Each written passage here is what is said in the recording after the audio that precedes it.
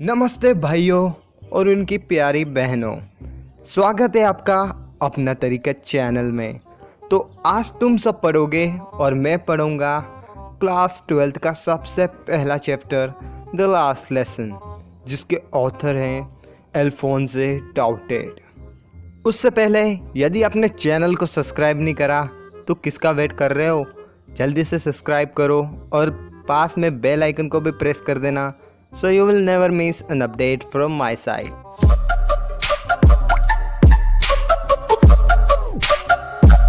तो chapter start करने से पहले हमें चैप्टर के बैकग्राउंड और उसके मेन कैरेक्टर्स को जान लेना चाहिए। तो इस चैप्टर का जो बैकग्राउंड है, ये चैप्टर तब का है जब फ्रांस और प्रूशिया के बीच में वॉर हो रहा था और प्रूशिया जीत चुकी थी, जिसकी वजह से जो फ्रांस की दो डिस्ट्रिक्ट थी एल्सेस एंड लॉरेंस, अब वो प्रूशिया की हो चुकी थी। तो ये था इस चैप्टर का बैकग्राउंड। अब जान लेते हैं चैप्टर के मेन कैरेक्टर्स को। तो इस चैप्टर में मेनली दो मेन कैरेक्टर्स हैं, एक है फ्रांस और दूसरा है M Hemal. France school going boy है और एक एवरेज स्टूडेंट है, बिल्कुल अपनी तरह निकम्मा। और दूसरे हैं एम हेमल, जो कि एक फ्रेंच लैंग्वेज टीचर है, जो कि काफ़ी स्ट्रिक्ट है, जो कि पिछवाड़े पे सोटी पजा पजा के सिखाते हैं। तो एक कहानी स्टार्ट होती है हमारे फ्रांस निठल्ले से। वह सुबह सुबह अपने स्कूल के लिए लेट हो रहा होता है और वो काफ़ी डरा हुआ होता है, क्योंकि उसके टीचर एम हेमल ने उसे पार्टिसिपल्स पर लेसन याद करने को कहा था, जो कि उसने नहीं किया था। लेकिन वह साथ ही साथ काफ़ी खुश हो रहा होता है, क्योंकि उसे आसपास का इन्वायरमेंट काफ़ी अट्रैक्ट कर रहा होता है। वो बर्ड्स के चहचहाने की आवाज़ और 100 मील के पीछे मिलिट्री ड्रिलिंग की आवाज़ उसे काफ़ी अट्रैक्ट कर रही होती है। लेकिन फ्रांस खुद को रेजिस्ट करता है और स्कूल की ओर काफ़ी तेज़ी से भागता है। फ्रांस जब टाउन हॉल के पास से गुजर रहा होता है तो वो देखता है कि बुलेटिन बोर्ड के आसपास काफ़ी भीड़ जमा है। बुलेटिन बोर्ड एक ऐसा बोर्ड है जो फ्रांस बताता है कि जितनी भी बुरी खबर आई है आज तक, वो इसी बुलेटिन बोर्ड से आई है। जैसे कि वो बैटल हार गए हैं, या कुछ ऑर्डर ड्राफ्ट हो चुके हैं, या कमांडिंग ऑफिसर ने कुछ ऑर्डर पास कर दिए हैं। लेकिन फ्रांस इस सब को इग्नोर करता है और स्कूल की ओर तेज़ी से भागता है। लेकिन वहाँ पर खड़ा एक आदमी जिसका नाम ब्लैक स्मिथ होता है, वो फ्रांस को आवाज़ देता है और बोलता है कि फ्रांस, तुम इतनी जल्दी क्यों कर रहे हो? तुम्हारे पास काफ़ी समय है स्कूल पहुँचने के लिए।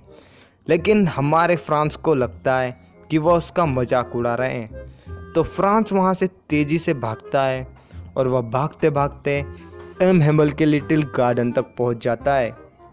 गार्डन में पहुंचने के बाद फ्रांस शॉक हो जाता है, क्योंकि यूजुअली स्कूल का जो इन्वायरमेंट होता है वो काफ़ी शोर शराबे वाला होता है, जिसकी आवाज़ स्ट्रीट्स तक आती है। लेकिन आज का जो माहौल था वो काफ़ी शांत था।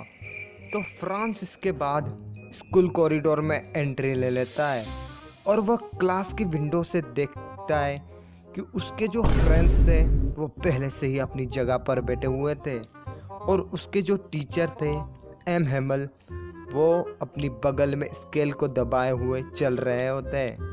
तभी फ्रांस काफ़ी घबरा जाता है और सोचता है कि वो क्लास में कैसे एंट्री ले। तभी उसके टीचर एम हेमल फ्रांस को आवाज़ देते हैं और कहते हैं, फ्रांस, अपनी जगह पर जाकर बैठ जाओ, मैं तो तुम्हारे बिना ही स्टार्ट करने वाला था।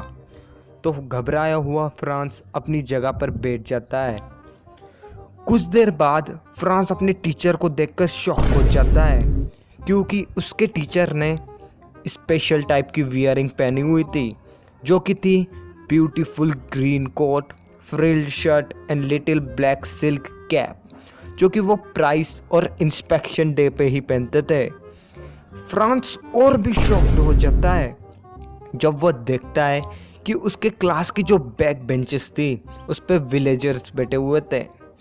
तो फ्रांस के सदमे से निकलने के बाद एम हेमल बोलते हैं कि बच्चों, ये तुम्हारा लास्ट फ्रेंच लेसन है, क्योंकि बर्लिन से ऑर्डर आया है कि एल्सेस एंड लॉरेंस की स्कूल में सिर्फ जर्मन ही पढ़ाई जाएगी और कल से तुम्हारा न्यू मास्टर भी आ जाएगा। तभी फ्रांस को काफ़ी बुरा लगता है क्योंकि वो सोचता है कि उसने फ्रेंच लैंग्वेज के बारे में कुछ भी नहीं सीखा है और उसने अपना पूरा समय वेस्ट कर दिया है और उसको जो पुरानी बुक्स बेकार लगती थी अब उसे अपने पुराने दोस्त की तरह लग रही होती है। और फ्रांस अब समझ जाता है कि क्यों विलेजर्स बैक बेंचेस पे बैठे हुए थे। वह एम हैमल को थैंक्स और रिस्पेक्ट देना आए थे जिन्होंने अपने 40 साल उस स्कूल को सर्व किया था।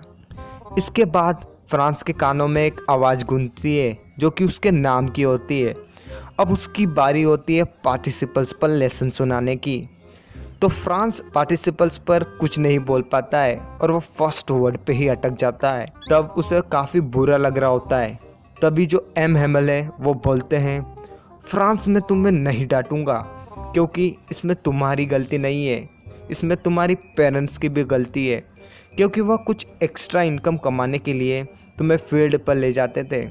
और इसमें मेरी भी गलती है क्योंकि मुझे जब मन नहीं करता था तो मैं तुम्हें अपने गार्डन में भेज देता था और जब मुझे फिशिंग करने का मन होता था तो मैं तुम्हें हॉलीडे दे देता था। इसके बाद एम हैमल बोलते हैं कि फ्रेंच लैंग्वेज सबसे ब्यूटीफुल, सबसे क्लियरेस्ट और सबसे लॉजिकल लैंग्वेज है।